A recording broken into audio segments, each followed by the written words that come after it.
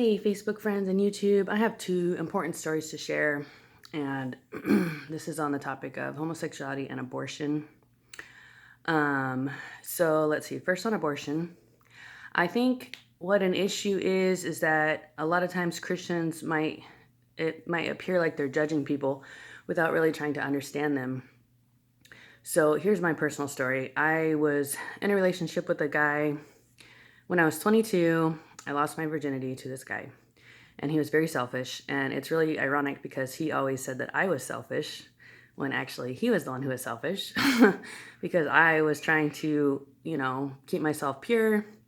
My goal was originally to save intercourse for marriage. Anyways, he pressured me into it. And he was extremely selfish because he did not want to wear condoms, which I guess that makes it so the guy can't really feel anything. So, anyways, but still, that was kind of very irresponsible and selfish on his part. So he didn't want to wear condoms. So then I was kind of forced to, if I didn't want to get pregnant, to go. Literally, I went to Planned Parenthood like about 3 times and got a morning after pill just to make sure that I didn't get pregnant. And then I think maybe the third time they gave me, or I asked for birth control pills, which I did start taking, and I took those for 2 months. So our relationship lasted about 2 months. And I thought it was okay. I thought I was going to marry him. Then I started having like severe pain in my, I don't know, ovaries from the birth control pills. So I was like, wow, I do not want to keep taking these. And I think that was also just God, God disciplines the child that he loves. So it was God disciplining me.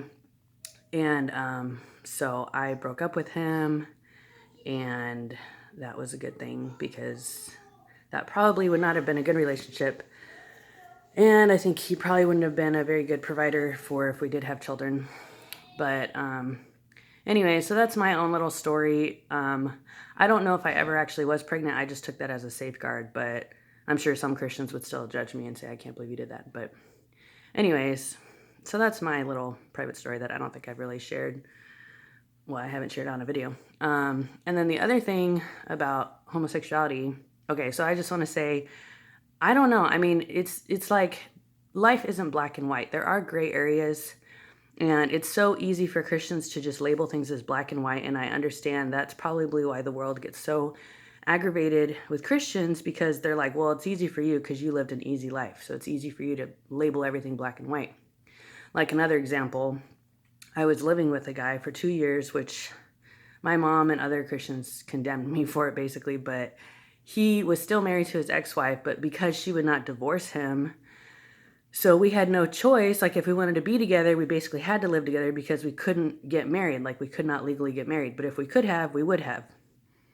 So there's another gray area. I feel like, if you can get married, you should. You should just go to the courthouse, sign papers. You don't have to spend $10,000 on a wedding because that's ridiculous. And I think that's why people put off marriage. But you should get married if you can. But there are gray areas in life where things might block you from, being able to get married. Like someone's ex won't divorce them because they don't want them to be happy.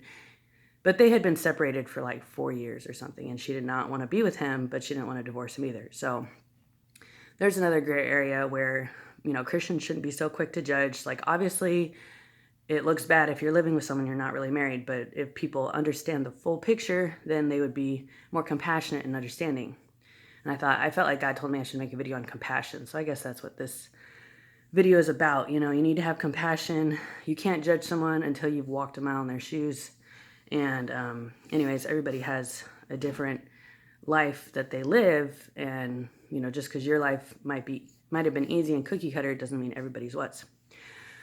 Okay, and then the other thing is homosexuality. So I was sexually abused by my dad. It wasn't like horrific, but it still probably did mess me up a little bit. So my dad sexually abused me, and well, it was more like molestation because it wasn't like abuse per se. It was more like I was his princess, and it was like my special attention. And I didn't realize that it was wrong really until I was 6. And then he basically was almost attempting to like literally have sex with me when I was 6 and we were taking a nap together. I jumped out of the bed. I told my mom. She called Focus on the Family. They reported it. He went to jail. Anyway, so that was when I was 6. Then when I was about 8, we lived in a house by my grandma's. Our neighbors were like totally degenerate people, but I hung out with their kids a lot. They had two girls that were my age. I remember watching horror movies at their house. We watched like Chucky and Freddy Krueger. So their kids were pretty messed up. I remember them like shooting guns in their backyard, like having target practice. This was in Upland, California, so it's kind of close to LA. So it was just kind of a bad area. But and then I got molested again with that girl. She took me to this guy's house. He had this long white beard, and he was this fat old guy with a long white beard, and he kind of molested us in a minor way, like our clothes were on. But anyways, so I think that messed us up again. And then I think shortly after that, I was staying the night at her house.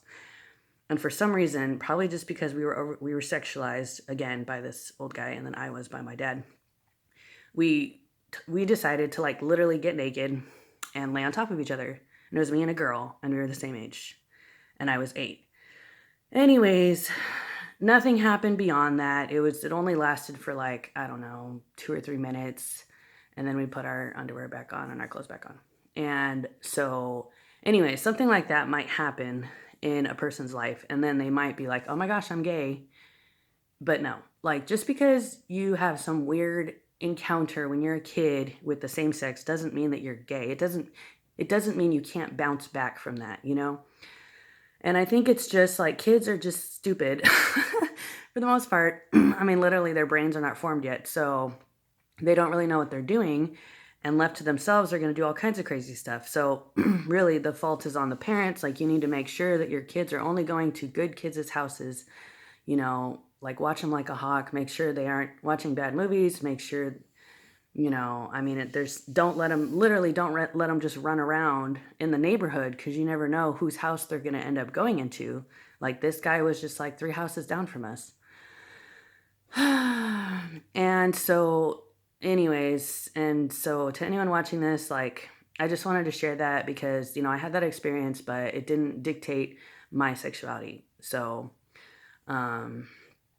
after that, then, okay, so I was 8. Then when I was 9, we moved to Nebraska, and we were all sleeping in a motorhome for a month or 2 before, you know, till we found a house. I was sleeping, and then in the middle of the night, one time I woke up and my brother was behind me, and he had pulled my pants down and he was licking my butt. So that was another kind of molestation thing. And then there was another time a year later where we were watching TV, we were watching a talk show, which parents be very careful of. You shouldn't have cable. I mean, really, I just think like nobody should have cable in their house. But we were watching like Jerry Springer or something like that. And these women were giving these men lap dances, and then he could pick which one he wanted. And I can't believe they had that on television. But anyways, me being the messed up sexualized kid that I was, I said to my brother when I was like 9 or 10, I said, hey, we should try that. So we went back in my room, and I think we both had underwear on, but we laid on top of each other. But we didn't do anything. We didn't like kiss or anything. But anyways, I told my mom about it. She told my dad. He got really mad. He like pinned my brother up against the wall. Yes, I've had a very dramatic life. He pinned him up against the wall because he was so pissed off. And my brother said to him, what, you did it, you know? So, yeah. So, you know, when things get messed up at the beginning, they just kind of get more and more messed up. And then things did continue to get messed up. But nothing else happened between my brother and I. Then I had a boyfriend. So that happened when I was like 10. Then when I was literally like 12, I had a boyfriend, and he was 16. And we really almost could have had intercourse, but we didn't. And probably there were angels protecting me from that. But I'm really lucky that it didn't go all the way and that he didn't get me pregnant, but it would have been possible. Then when I was 13, we moved, praise God, out to California to be by my grandma. And she was like a hardcore Christian. And so she got me on the straight and narrow. And I think she helped like protect me and just knock some sense into me that I needed to live better and be more careful and make better choices. So I did from that point on. So praise God for good grandparents. And that also is a good video explaining that you need to keep your kids by their grandparents, because if you have grandparents that are Christian, make sure they're by their Christian grandparents, because, kids, if their parents aren't watching out for them, their Christian grandparents will. So, yeah, definitely make sure your kids are protected and watched over by as many Christian people as possible.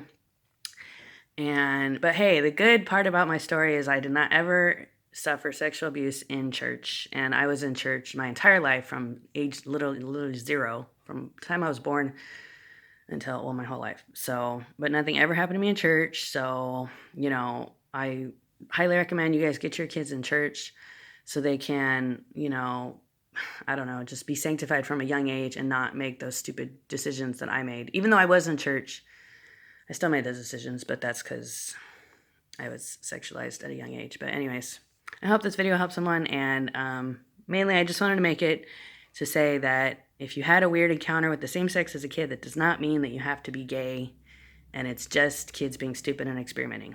So please share this with anyone you know that had that, and they might have shame over that. Okay. May God bless you all. Have a great day.